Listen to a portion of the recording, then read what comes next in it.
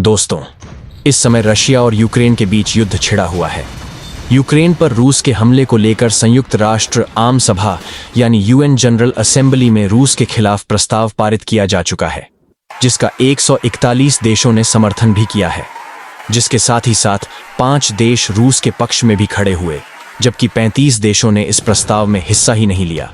लेकिन इन 35 देशों में गौर करने वाली बात यह है कि भारत ने भी इस वोटिंग में हिस्सा नहीं लिया। रूस ने भारत के इस कदम पर संतोष जताया।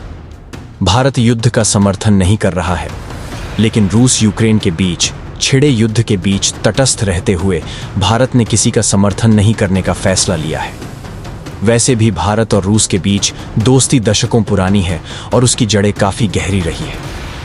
भारत और रूस के बीच की दोस्ती का जब भी जिक्र होता है तो 1971 में भारत पाकिस्तान युद्ध की बात जरूर आती है। वो युद्ध जिसमें रूस ने भारत के खातिर आंधी दुनिया के खिलाफ खुद को खड़ा कर दिया था। साल 1971 के दौरान पाकिस्तान अपने पूर्वी पाकिस्तान पर सितम ढा रहा था और भारत ने पूर्वी पाकिस्तान को आज़ाद कराने की ठानी थी। उस वक्त दुनिया भर के देशों को पता चल गया था कि युद्ध होने जा रहा है। हालांकि युद्ध ज्यादा दिनों तक नहीं चलेगा, इसका सभी को अनुमान था। पाकिस्तान की ढाका यूनिवर्सिटी में 26 मार्च 1971 को बंगाली नेताओं और शिक्षकों को मौत के घाट उतार दिया गया था। पूर्वी पाकिस्तान में इतना जुल्म बढ़ गया था कि लोग भारत में शरणार्थी बनकर आने लगे थे, जिससे भारत की तत्कालीन पीएम इंदिरा गांधी की परेशानियां बढ़ गई थीं। 3 सितंबर 1971 को पाकिस्तान की जंगी जहाज़ों ने भारत पर हमला बोल दिया था। पाकिस्तान के इस कदम के बाद भारत सरकार हरकत में आई।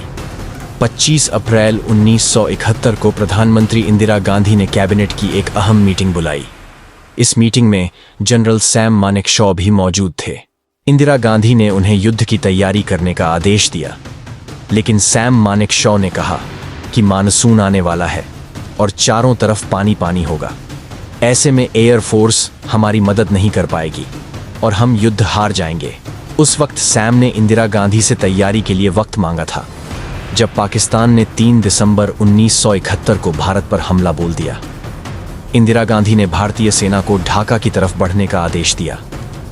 इंडियन एयरफोर्स ने पाकिस्तान के एयरपोर्ट पर बम बरसाना शुरू कर दिया। इंडियन एयरफोर्स और बांग्लादेश की अलगाववादी सेना मुक्ति वाहिनी ने मिलकर पाकिस्तान की सेना को धूल चटा दी थी। फिर भारतीय सेना ने पूर्वी पाकिस्तान पर कब्जा करना शुरू किया और पाकिस्तान के राष्ट्रपति याहया खान ने इंडियन आर्मी को पश्चिम की तरफ से घेरने का सोचा, लेकिन भारतीय थल सेना और वायुसेना ने इसका मुंहतोड़ जवाब दिया। 4 दिसंबर 1971 को जब इंडियन नेवी ने ऑपरेशन ट्राइडेंट शुरू किया और कराची पोर्ट पर हमला कर दिया, जिसमें पाकिस्तान के पीएस खैबर को ध्वस्त कर दिया गया। इस ऑपरेशन में 720 के करीब पाकिस्तानी सैनिक मारे गए थे। इसके बाद 8 से 9 दिसंबर को भारत ने ऑपरेशन पाइथन चलाया। इस ऑपरेशन के दौरान मिसाइल जहाज़ों ने कराची के बंदरगाह को निशाना बनाया और पाक के रिजर्व फ्यूएल टैंक और उनकी नेवी के हेडक्वार्टर को ध्वस्त कर दिया। 16 दिसंबर 1971 को भी भारत ने पाकिस्तान को जंग में करारी शिकस्त दी थी और उसके 2 टुकड़े कर डाले थे। इस युद्ध के दौरान महज 13 दिनों में पाकिस्तान के 93,000 सैनिकों ने भारतीय सेना के सामने घुटने टेक दिए थे। इसी युद्ध के कारण ही पूर्वी पाकिस्तान कहे जाने वाले हिस्से का नए राष्ट्र बांग्लादेश के रूप में उदय हुआ। लेकिन अगर इस कहानी में रूस के रोल को देखें तो असली कहानी शुरू होती है 10 दिसंबर 1971 से। जिस 10 दिसंबर की यह बात है, उसी दिन हमारे खुफिया एजेंसियों ने अमेरिकी मैसेज को डिकोड कर लिया था। इससे पता लगा रहा था कि अमेरिका का 7वां बेड़ा वॉर जोन में घुसने की तैयारी कर रहा है।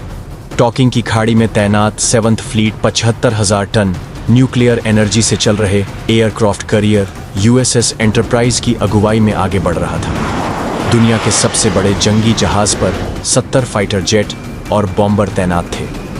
7वें बेड़े में guided missile career USS king missile, विध्वंसक यूएसएस डिकेटर पानी और जमीन पर मार करने वाला यूएसएस त्रिपोली भी शामिल था।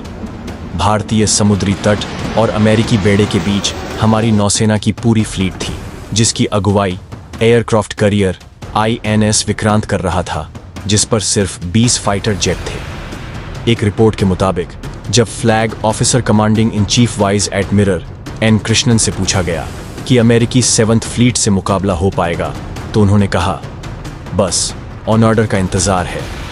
इसी बीच सोवियत खुफिया एजेंसियों ने भारत को बताया कि इंग्लैंड का एयरक्राफ्ट कैरियर ईगल भी भारत की तरफ बढ़ रहा है। अब वक्त आ गया था। इंदिरा गांधी ने रूस को चुपके से बता दिया कि बाहरी हमला हो चुका है।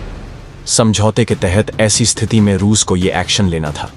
भारत के खिलाफ साजिश में अमेरिका और इंग्लैंड साथ थे। तय हुआ था कि इंग्लिश जहाज अरब सागर से भारत को टारगेट करेगा और अमेरिकी फ्लीट बंगाल की खाड़ी से घुसेगा, जहां 1 लाख पाकिस्तानी फौज को भारतीय सेना ने घेर लिया था। रूसी राष्ट्रपति लियोनिद ब्रेजनेव ने व्लादिवोस्तोक परमाणु हथियारों से लैस जहाजों को रवाना करने का आदेश देते हैं। यह तारीख 13 दिसंबर। इसकी अगुवाई प्रशांत महासागर में रूस के 10वें बैलेट ग्रुप के कमांडर व्लादिमीर क्रुगलयोकोव कर रहे थे। इस बेड़े में न्यूक्लियर पनडुब्बी भी थी, लेकिन टारपीडो और मिसाइलों की रेंज 300 किलोमीटर थी, इसलिए रूसी बेड़े को चक्कर लगाकर उनके आगे निकलना था। इसमें वो कामयाब भी हो गए। रूसी बेड़े ने यूएसएस इंटरप्राइजेस की तरफ मिसाइलें घुमा दी। इस समय रूसियों ने ब्रिटिश नेवी का एक मैसेज इंटरसेप्ट किया। एडमिरल डेमोन गार्डन की आवाज आती है, सर, हम बहुत लेट हो गए हैं। यहाँ तो रूस की एटॉमिक पनडुब्बियां आ गई हैं और उनके बेड़े में बहुत सारे जहाज हैं। फिर क्या था? ब्रिटिश बेड़ा मेडागास्कर की तरफ भाग खड़ा हुआ। अमेरिका के 7वें बेड़े को रुकने का ऑर्डर मिल गया। 14 दिसंबर को जनरल ए नियाजी ने ढाका स्थित अमेरिकी काउंसिल जनरल को बता दिया कि वह आत्मसमर्पण करना चाहते हैं। यह संदेश पहले वॉशिंगटन भेजा गया और फिर अमेरिका ने इसे दिल्ली भेज दिया। हेनरी किसिंजर और राष्ट्रपति निक्सन ने लियोनिद ब्रेजनेव को फोन मिलाया और भारत को समझाने की गुजारिश की। रूसी राष्ट्रपति लियोनिद ब्रेजनेव गुस्से से लाल हो गए, जिसके बाद उन्होंने तय किया था कि वह भारत को रोकने की जगह उसे न्यूक्लियर बॉम्ब बनाने के सारे सीक्रेट्स बता देंगे। खैर, उसके आगे क्या हुआ इसके बारे में क्लियर जानकारी नहीं है, लेकिन कुल मिलाकर देखा जाए तो भारत के लिए रूस ने उस वक्त जो किया वो शायद ही कोई करता। इस जंग के अलावा भी रूस ने समय समय पर भारत को एशिया में शक्तिशाली देश बनाने के लिए हर लेवल पर मदद की है। यही कारण है कि भारत अगर रूस के खिलाफ जा रहे हैं तो खुद को रोक रहा है। कहीं ना कहीं यह बात एक तरह से सही भी है। आपको क्या लगता है, क्या भारत को इस समय रूस के खिलाफ जाना चाहिए या फिर एक भरोसेमंद देश की तरह रूस का साथ देना चाहिए? आप अपनी राय हमें कमेंट करके बता सकते हैं। साथ ही इस वीडियो को लाइक और शेयर करना ना भूलें और साथ ही हमारे चैनल को सब्सक्राइब कर लें।